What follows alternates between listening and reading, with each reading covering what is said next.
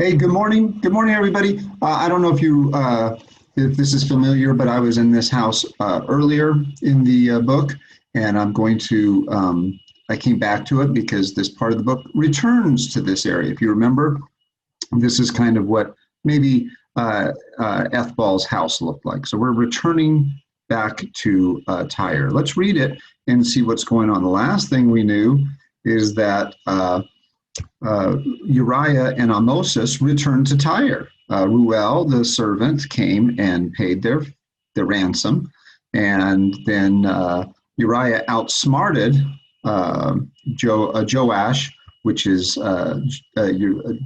Jotham's uncle, and got 60 silver shekels, 30 to repay Ethbal's family, and 30 to start his life. All right, so here we go. Let's read 23 and 24 today. This one's called The New Masters. All right, since we're doing two, I just want to get right into it. There were Philistine soldiers in the streets of Tyre. That's Philistines, remember, are the sea people. It's the same thing. They wore helmets crowned with plumes. The streets were quiet, and though the sun was shining, it was as if a shadow hung over the city. Ethbal was dead, Ruel had told me. He had died on the day that Tyre had opened her gates to the Philistines, and had never heard the news I brought, the news of the death of Hannibal. For this I was glad. He's not glad that Ethbal's dead. He's glad he doesn't have to tell him that his son died. If Ethbal is dead, I asked Ruel, who is it who paid my ransom? Ruel hesitated, looking scared. It was the mistress, he said at last, the Lady Maris, but you must not tell him that. There was time to say no more, for we had come to the house of Ethbal, the bright, shining, three-storied house that had taken my breath away when I had first seen it. It was like coming home. And I pushed my way through the great door and hastened to the common room, not stopping to have my hands and feet bathed. Amosis followed more slowly. The common room was empty. Where's everybody? I asked. Then more soberly I added, where are the Lady Maris and the Lady Mehitabel? And why are the servants so quiet? For I had heard no laughter and not even a single voice. The ladies do not come to the common room now, said Ruel, and the servants have no heart for gossiping. Besides, they are afraid. Afraid? But Ruel did not seem to want to say any more. I will bring you some bread and cheese, he said. And he added, muttering to himself, even he would not have the face to starve a guest in the house. Remember, in the ancient world, it's a big deal to be hospitable and to treat your guests properly. He left the room, but was back soon in the company of the little servant girl that I remembered so well, the one who played the flute.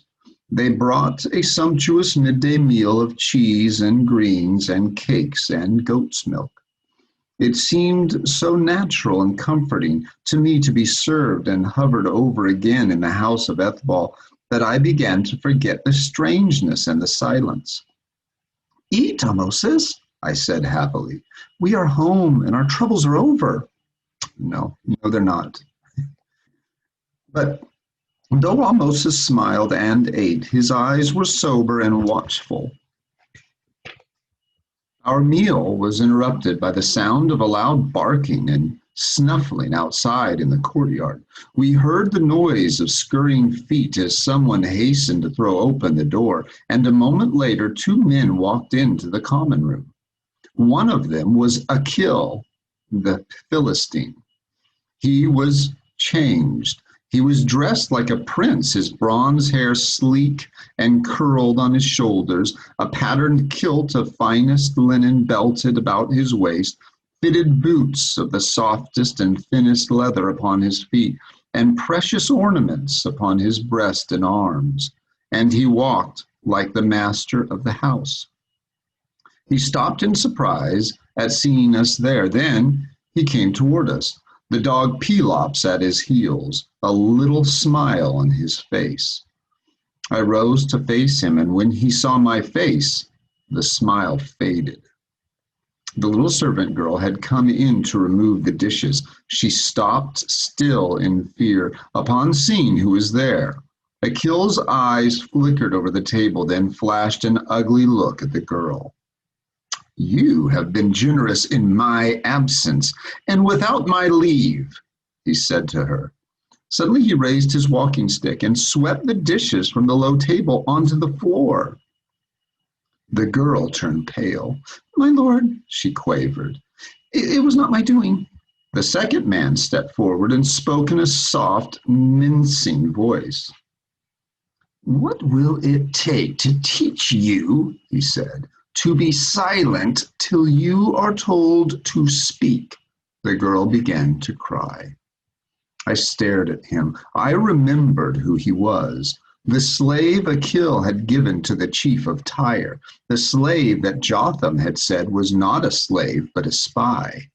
I turned to Akhil in anger.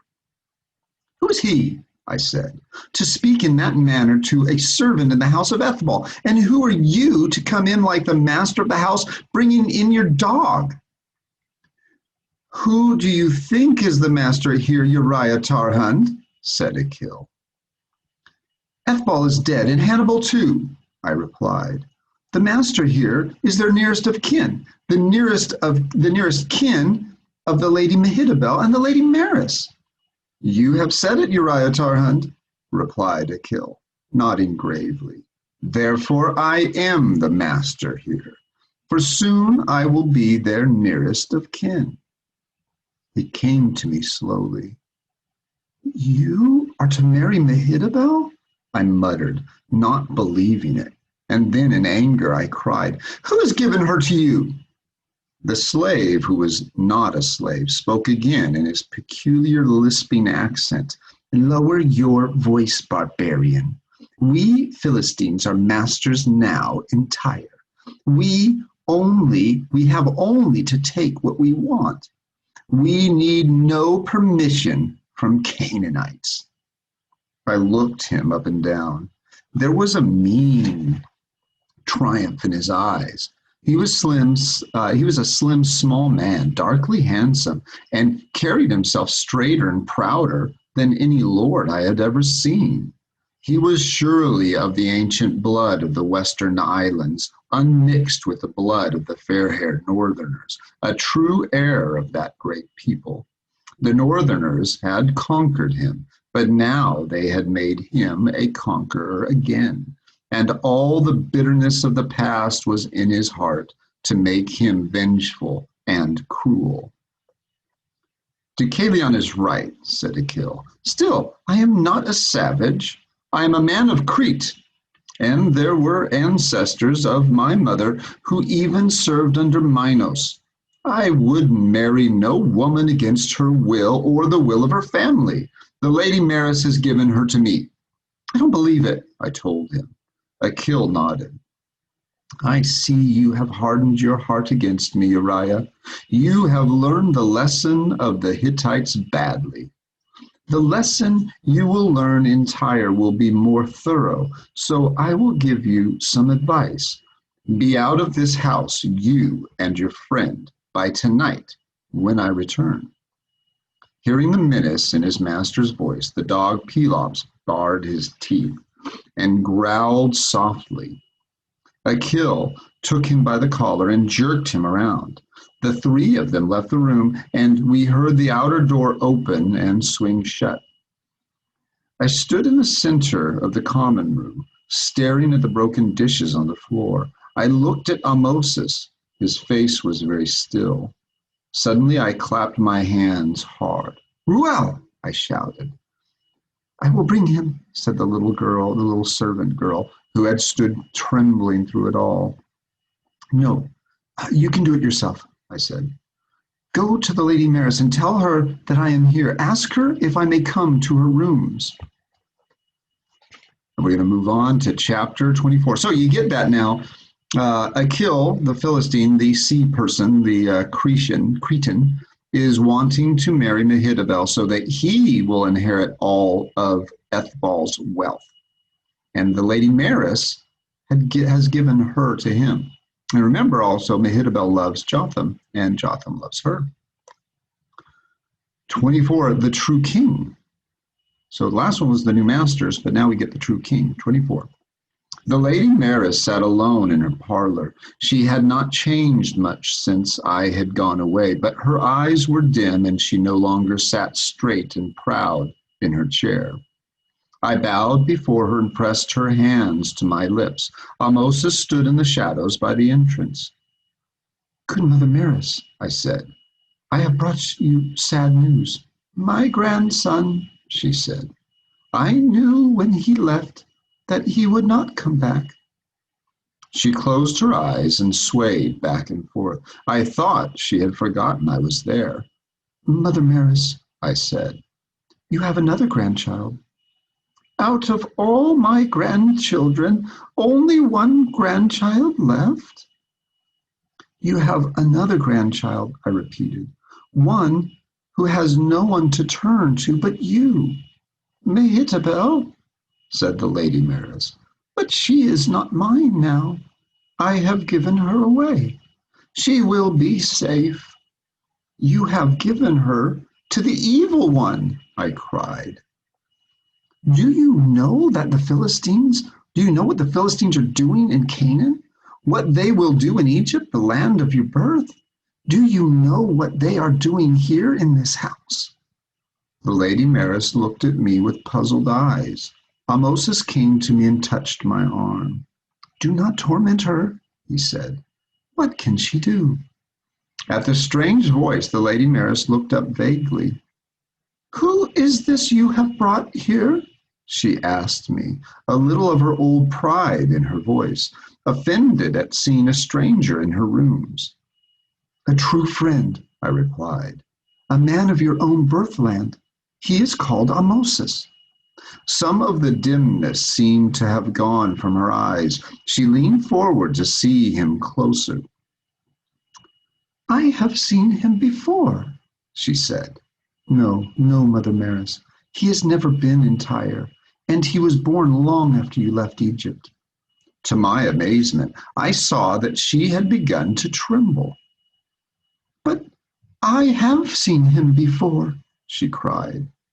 I was frightened, for her very lips had begun to tremble and her eyes had become enormous in her thin old face. I turned to Ahmosis. Tell her, I urged him. Tell her she could never have seen you before. Then I stopped, amazed at the look on Ahmosis's face.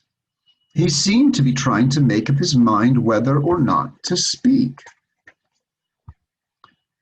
It may be, he said at last, that she has seen pictures or images of my family. With all my troubles, I was almost ready to laugh. Your family? I said impatiently. A charity school boy does not have pictures or images of his family. In ancient times, nobody had images unless you were super, super rich. Ahmosis turned on me. I had never thought he could be angry, but now the fire of a great wrath burned in his eyes, and I started back. My family is the family of the last true kings of Egypt, he cried. I am Pharaoh. A moment after, he lowered his eyes and flushed a little. And truly, it was laughable for a penniless boy, an Egyptian mercenary in the outposts of Canaan, to suddenly cry out that he was Pharaoh of Egypt. Remember, pharaohs are living gods, the Egyptians believed. So they were, yes, the kings of all of Egypt, but they were looked on as living gods. But I did not laugh. I only said somewhat feebly, I don't understand. Ahmosis raised his head and spoke with quiet pride. Sminkar himself, older brother of Tutankhamun, King Tut, husband of Mereteten, oldest daughter of the true Pharaoh, was my ancestor. I am the oldest son of all the oldest sons of the line. If the world were as it should be, I would be Pharaoh of Egypt. You remember the whole story of when Lady Maris early in the book, which she talked about Akhenaten and how they believed in one true God, but then the priests of Egypt did not like that they wanted to do, their old polytheistic gods, and they wanted to do all of that. So they had him killed, and then Hornheb, the general, the very ambitious general, became the pharaoh instead after they killed the king, and then they killed the Hittite prince who came to marry the true queen. Do you remember that? Or the true princess? Well, and that's what's happening now, is that his Moses's line of ancestors, who really were the pharaohs of Egypt, they were murdered, the last one, and then he never became pharaoh himself, but he is, or would be, if that didn't happen, the pharaoh. If the world were as it should be, I would be Pharaoh of Egypt. I looked closely at his face, that I had always seemed to have seen before. Now I knew where it was I had seen it. In the little statue head of Nefertiti, the beautiful lady. Remember, Lady Maris showed him that? Which now lay by the hand of the Lady Maris. He was not beautiful, but he had the same delicate face and stubborn jaw. For a while, the room was very still, and through my mind ran the stories I had heard of ancient legendary kings of Egypt, the conquerors of Canaan, the builders of great cities, the accursed city of Akhenaten. They were gathered together in this boy who had fought beside me, laying on the ground at my side, and saved my life in the river. But why? I said at last. Are you not living as a great lord in Egypt? Ahmosis smiled. The men and women of my family live as peasants and exiles, people that have run away and escaped the country. He said, Smenkar and Meritaten were murdered by the priests of the god Ammon, but their child was hidden away, and Horemheb's men never discovered where. Only to that child's descendants was the story told, and we never tell it outside the family. I have told the story to no one but you. The Lady Maris was watching him with eyes that were no longer vague. The true king, she said. Long ago I prayed to Aten that I might see the true king before I died. He has answered my prayer. It is a sign to me. I will commit no act of shame before him. She turned commandingly to the little flute player. Bring my granddaughter to me, she said. Mehetabel came, and my jaw dropped at the sight of her, for she was dressed as I had never seen a woman dressed before, in a gown belted in jewels and her waist drawn as small as my hand. A golden skirt of many tiers swept the floor behind her. And I knew I was seeing a gown of the Cretan women, such a gown as they had worn to watch the bull dancing or in the great court of the house of the double axe. But it was her face that stopped me short. It was as still and pale as Hannibal's the night before he died. She did not look at me, but stood at the door, stiff and still as a doll in her foreign gowns, and I stepped back and did not try to greet her. I have a command to give you, said her grandmother. You have already given it, said Mehetabel gently. I have told you that I will obey. This is a different command, said the grandmother quietly. And I saw Mehetabel frown in surprise at the change that had come over the old woman. When I told you I would give you to Akil, said the Lady Maris, you said you would obey me, but I knew it was not I whom you were obeying. Mehetabel flushed suddenly and bowed her head.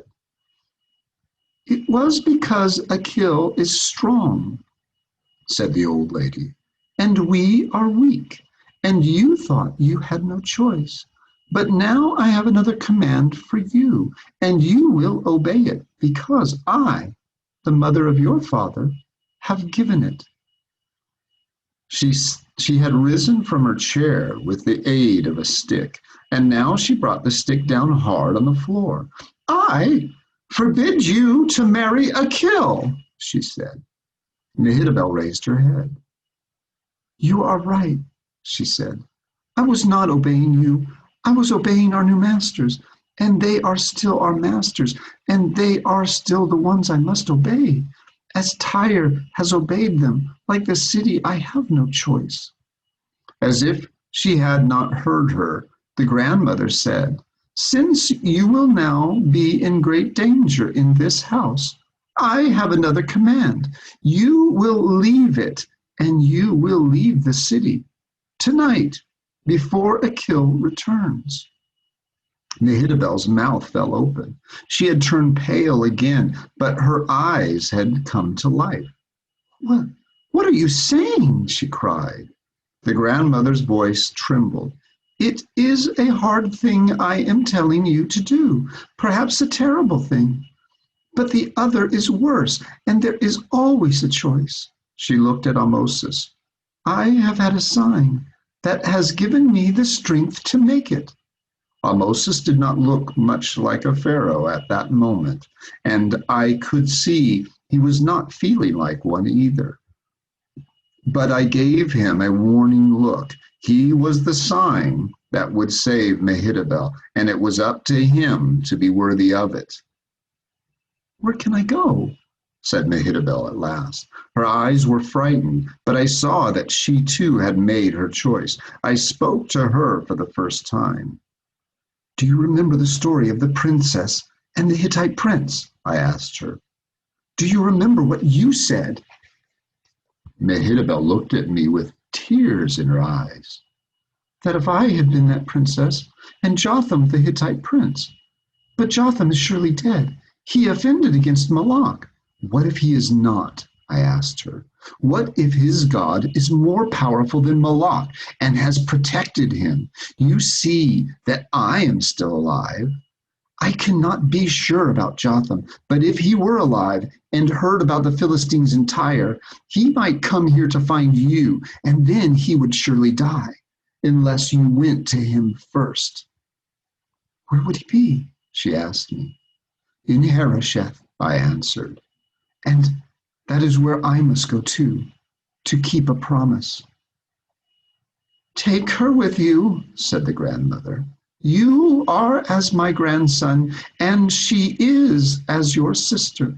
And you," to Mehitabel, "go to your room and take off that devil's dress." Suddenly Mehitabel began to laugh. She seized the old woman in her arms and covered her face with kisses. Then she ran from the room, the golden flounces clinking and rustling. The Lady Maris sank back into her chair. Ahmosis and I hastened to help her. "It is a hard thing I have done," she whispered. "I will take care of her," I promised. "I will be as her brother, and I am not such a fool as I was when I left Tyre. The ransom you sent for me this morning, look, I have brought it back to you twice over." And I showed her the bag with the silver shekels. "Keep it," said the old lady. "With my granddaughter in your charge, you will have earned it 3 times over before you are done. It is all I can give you or her, for Achill has taken our property." "Come with us, Mother Maris," I said, in sudden fear for her safety. But she shook her head. "I am too old. I would be dead before you had me out of the city. I do not fear Achill, now that Aten has given me his sign." She raised her hand and beckoned to Ahmosis. "My king, my young king without a country, I have a tribute for you, the best I have to give." She raised the little image of Queen Nefertiti in her hands. "She was the mother of your line. I prayed that one day I might give her into the hands of the true king. She was the most beautiful of women, and one day, when she was old, she gave this to a woman of my family." She fell silent. lost in dreams. And though Ahmosis gave me the image to hold and bent to kiss her hands, I do not think she knew when we left the room. Okay, a big chapter there. I hope you understood. I don't want to take too much time explaining because I know the time takes too long. But you got that. The Lady Maris was inspired at meeting the true Pharaoh of Egypt. So she gave Mehetabel the command to not marry Akil, the sea person or the Philistine, and to run away with Uriah and Ahmosis and go to Harosheth to find Jotham. But remember, that might be kind of dangerous because Jotham might still want to kill Uriah since Uriah just fought a battle against him. Okay, well, you see, here we are. All right, well, we'll meet tomorrow and see what happens. All right, you guys, take care. Have a great day. Bye-bye.